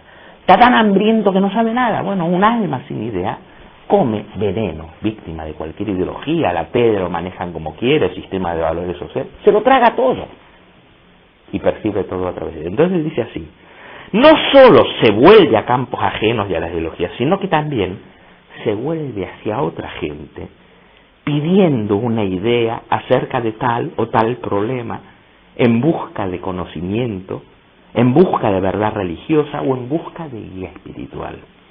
Una psique sin ideas suficientes tiene entonces necesidad de personas, incapaz de distinguir entre las personas y las ideas que esas personas representan. En su victimización busca maestros. De aquí la dependencia en todo tipo de maestros psicológicos, desde el psiquiatra hasta el gurú, y todos los callejones sin salidas de falsos amores en nombre de las ideas, donde enamorarse es una búsqueda de ideas, y la batalla entre los amantes resulta finalmente ser una incompatibilidad de fantasías y un concurso, una lucha, una guerra entre perspectivas psicológicas. Nuestra proclividad por ideas ajenas, es decir, que no son psicológicas, religiosas, sociales, biológicas, químicas, científicas, cualquier cosa menos psicológica, nuestra posesión por las ideologías por las cuales seríamos capaces de morir, y nuestra fascinación con las personas que podrían abrir nuestros ojos a la conciencia psicológica, demuestra que el alma necesita tener ideas. La importancia apasionada de las ideas psicológicas se evidencia por la psique misma en su busca y adherencia a conceptos, visiones, principios y a personas a través de las cuales poder verse. Es como si el instinto de reflexionar, que es característico del alma, ver su reflejo para reconocerse, reflejarse, esta es la conciencia. Si no hay reflejo, no hay reconocimiento. El alma nunca es un qué, por lo tanto solo podemos hablar del alma a través de sus reflejos. Solo podemos hablar de un proceso a través de los ámbitos donde se manifiesta. Solo podemos hablar de un movimiento a través de los caminos por los que pasa. Un movimiento en el aire no se ve. El alma no se ve, el alma no es una cosa, pero necesita reflejarse para ser reconocido. ¿Lo entienden? Esto en Lieri va a ser esencial. Entonces dice, la importancia apasionada de las ideas psicológicas se pone en evidencia por la psique misma en su búsqueda de y adherencia a ideas, visiones, principios y personas por las cuales pueda verse, para usar la metáfora del instinto. ¿Ves que es claro? No dice el instinto, él sabe que instinto es una metáfora biológica. Si hablara del instinto literalmente, caería aprisionado. Ahí cayó preso Freud. Cuando Freud habló del instinto y la pulsión, cayó preso de la biología. Si hubiera dicho, es la metáfora de un anhelo, la cosa cambia. Pero habló de instintos y habló de una base biológica de la psique. Y era preso de su propia visión, que era el cientificismo, ¿no? Entonces dice, para usar la metáfora del instinto, el alma está hambreada de ideas. Es como si el instinto a reflexionar no pudiera funcionar sin ideas, como si las ideas fueran nuestros medios para reflejar y se requisieran, fueran requeridas instintivamente. La psique parece verse compelida a la ideación, a la elaboración de ideas, a fin de ejercitar su función reflexiva. Y este impulso o función significa tanto para su supervivencia como lo significan, por ejemplo, la reproducción, la agresión o el juego. Sin embargo, en las facultades de psicología o en las corrientes psicológicas se habla de la necesidad de reproducción, de alimentación, de agresión, pero no se habla de la necesidad del alma de tener ideas. Esto en Hillman es primordial. Por eso nos enamoramos de los terapeutas y por eso nos enamoramos del gurú sin saberlo. No nos damos cuenta de que en eso no buscamos al gurú, es el alma que busca una idea para poder verse. Y ahí se producen las terribles historias que los psicoanalistas llamaron transferencias y contratransferencias, que hablamos de enamoramiento cuando no hay ni minga de amor, ni nada personal, solo hay la añoranza del alma por idea. No lo sabemos. Y le reclamamos al maestro o al gurú que sea para nosotros, como si además sirviera. No sirve nada. Por eso lo elevamos y luego lo pisamos. pisoteamos. Es lógico. Porque si lo hemos elevado y lo adoramos, no permite tener ideas. El alma queda atrapada, necesita derrumbarlo. Pero en todo esto no hay nada personal. Nada. Hay algo mucho más importante. La sed del alma de alcanzar ideas. ¿Comprenden lo que está diciendo Gilman? Y está él, aquí habla de él mismo, ¿no? En cierto sentido. Y yo también lo uso a propósito, ¿eh? En el sentido de que está diciendo Gilman, no soy yo. No hay del lector que empiece a partir de esto a colgarse de Gilman, porque no comprende que lo que en este libro le apasiona no es Gilman. Gilman es una mierda. Lo que hay es que el alma necesita ideas, ponte en camino, ábrete a las ideas, si no caerás en las trampas de estas luchas y estos enamoramientos tortuosos donde el alma sigue hambriada de lo que no le das. Le das gentes, le das doctrinas, le das creencias, le das fascinaciones, pero permanece sin ideas. Interesante, ¿verdad? ¿Qué hora es? ¿Tenemos tiempo? Sí, tenemos tiempo. Sí, no, un poquito más, porque empezamos a tarde. Dice, bueno, ahí es muy bonito, no vamos a ver, dice, este tema de las ideas implica tener que poner en cuestión un prejuicio del ego también, y de Occidente, y es que una cosa son las ideas y otra cosa son las acciones. Acciones. La gente te dice, no quiero ideas, quiero práctica. Y esa es una falsa escisión. Idear es un hacer. Y no hay hacer práctico que no esté empujado por una idea. Cuando una persona dice, no me vengas con ideas, dame práctica, esa persona ya tiene una idea qué es lo que quiere poner en práctica, solo que no ve la idea. Y a su vez, idear es estar en acción. No hay una teoría por un lado y otra práctica por el otro, sino que toda práctica es práctica de una idea que no se confiesa como tal, y toda teoría es una praxis, es una actividad. Pero en nuestra cultura egoica separamos ideas. Esto es una crítica a América, sobre todo, que se define como muy práctico. La ciencia de la psicología americana no quiere teorías, quiere práctica, quiere experimentos, mediciones, y dice Gilman, no se da cuenta de que está poniendo en acción una idea, la idea del alma como lo observable, y que una teoría del alma, como sería la de Freud, es una práctica, porque abre a una manera de vivir. Luego, la separación entre teoría y práctica no existe en el reino de la idea. Toda idea es su práctica, toda práctica practica una idea. ¿Lo comprenden esto? Hay que mirarlo más a fondo, pero desde ya lo sugiero. Va en contra de nuestra costumbre de poner una cosa por un lado y otra cosa por otro. Es decir, la derecha es derecha y la izquierda es izquierda, sin saber que la derecha es la derecha de una izquierda y la izquierda es la izquierda de una derecha. No existen la una sin la otra. Pues creemos que hay prácticas que no son teóricas y teorías que no son prácticas. Toda teoría.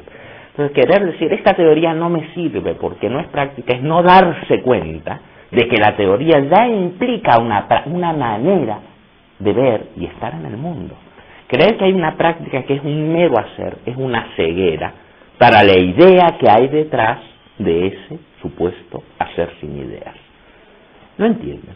Por lo tanto, hay que mirar, decir, yo soy un hombre práctico, ¿qué ideas oscuras y opacas le empujan a su práctica?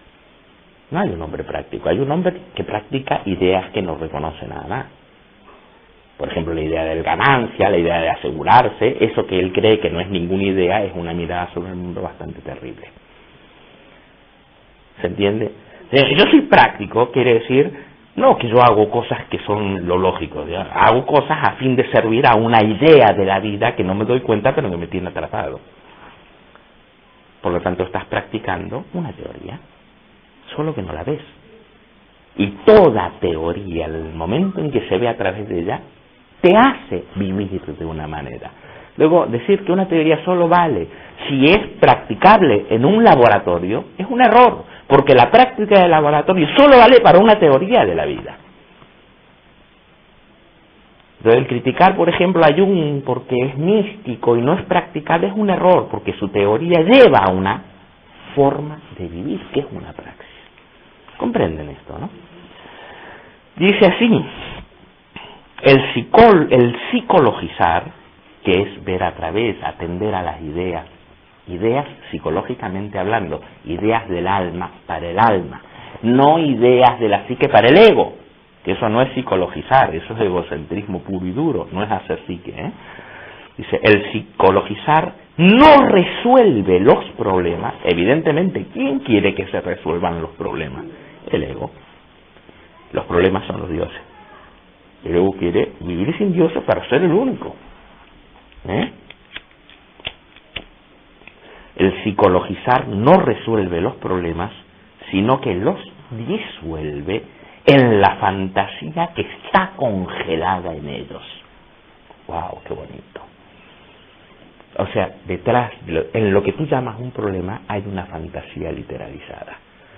Cuando el problema deja de ser visto solo como el problema, sino como la expresión de una imagen del alma, el problema se ha disuelto. Pero esto, qué fácil es decir, esto es alquimia. Reconocer al Dios, que hay una frase que no encontré porque no está en este libro, está en otro, que es muy bonita, de Hillman, que dice: en cada problema hay un amor escondido. Un amor escondido. Pero nosotros queremos sacarnos los problemas, no queremos amar a aquello que habla a través del problema. ¿Comprenden esto? Entonces, si lo que llamamos problema pudiéramos elevarlo, reconocer la imagen del alma que está atrapada en ello, el problema no se resolvería, simplemente ya no aparecería como tal problema. Claro, tú ya no serías el mismo tampoco, lo verías de otra forma, verías lo que vive en ese el problema, y no el problema como una cosa muerta, lo que vivo soy yo y el problema me jode. ¿Lo entienden a esto? Lo simplifico mucho, pero es por ahí por donde va Hillman. Los dioses quieren ser recordados y no que se elija entre ellos. Los dioses quieren ser recordados. Sí, porque que se elija uno entre ellos, o sea, caer en un monoteísmo, ¿no? Los dioses continuamente se presentan, no para que tú vivas mejor, ni para servirte, ni para llevarte al éxito, ni para darte larga vida, ni para hacerte rico, ni para hacerte más consciente, ni para hacerte crecer espiritual. No están para ti. Tú no. Los dioses lo que quieren es ser recordados. ¿Qué quiere decir? Ser atendidos. Hospitalidad para con los dioses. Ha llegado un Dios. Has de atender al Dios. Por lo tanto, los dioses no quieren que digan este sí y aquellos no, que enseguida la conciencia dice, pues si es este, todos los demás fuera. No. El Dios que viene en un síntoma, en un problema, en una situación, lo que quiere es ser reconocido como presente, no olvidado. No está hablando literalmente, no implica hacerse de ninguna religión, ni mucho menos. Estamos hablando no, porque van a salir volviéndose politeístas y poniendo altarcitos y llegar a la casa de uno y mira, este es el altar para Zeus, este es para Afrodita, ya han caído en la superstición más ruda y dura. Y no se dan cuenta de qué dioses les poseen mientras ustedes adoran estatuitas. Y adoran la estatuita, pero adoran la imagen viviente en el alma. Ego. Es que el ego hace esas cosas. Vuelve objeto a todo y no se pone en cuestión.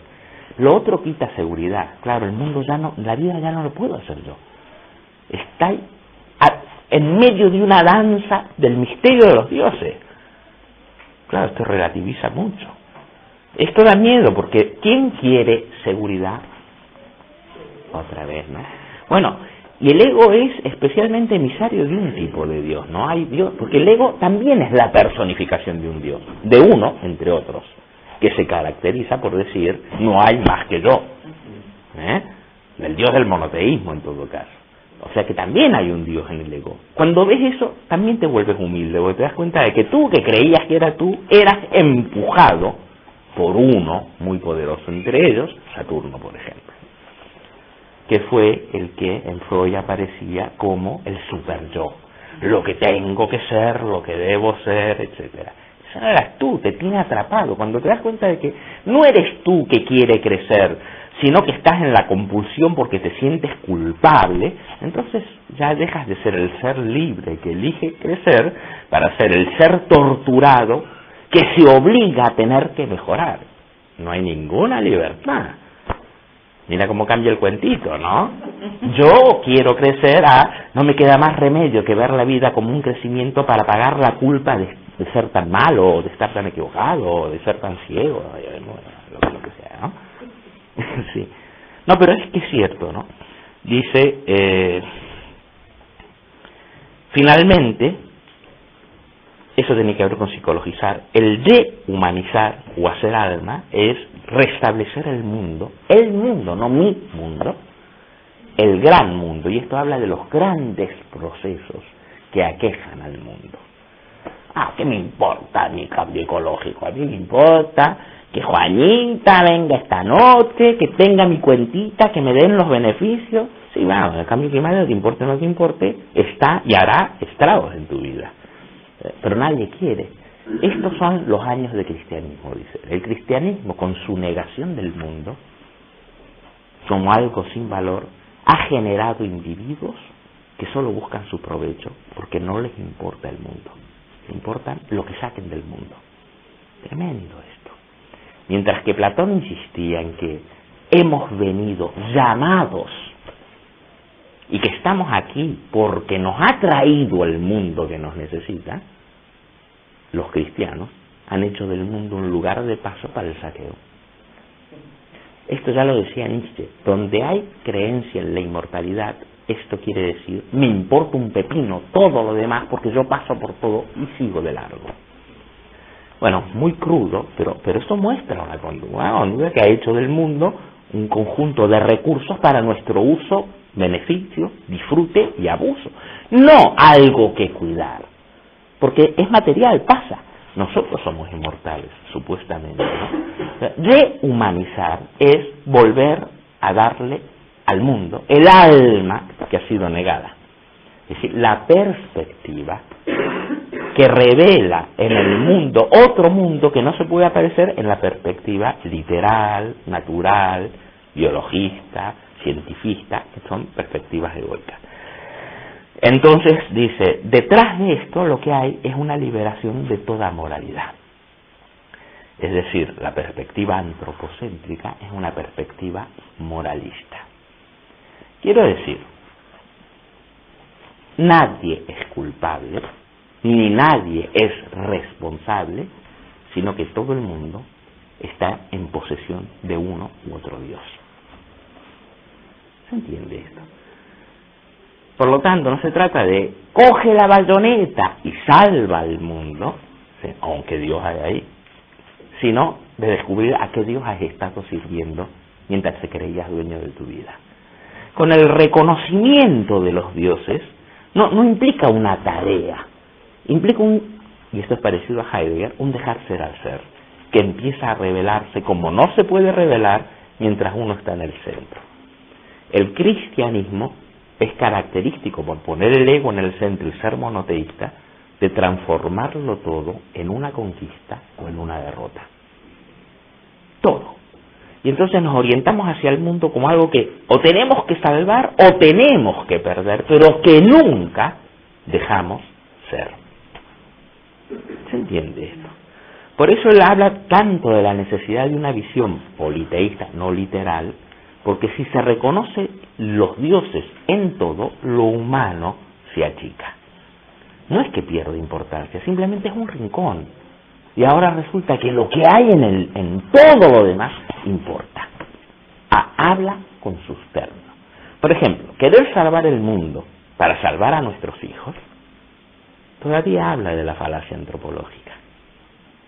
La gente que te dice, hombre, no hay que comerse los peces pequeñitos, porque entonces se acabará la pesca, sino que tenemos que comer los grandes para que se reproduzcan, para comérnoslo todavía, no mira desde la perspectiva de los peces.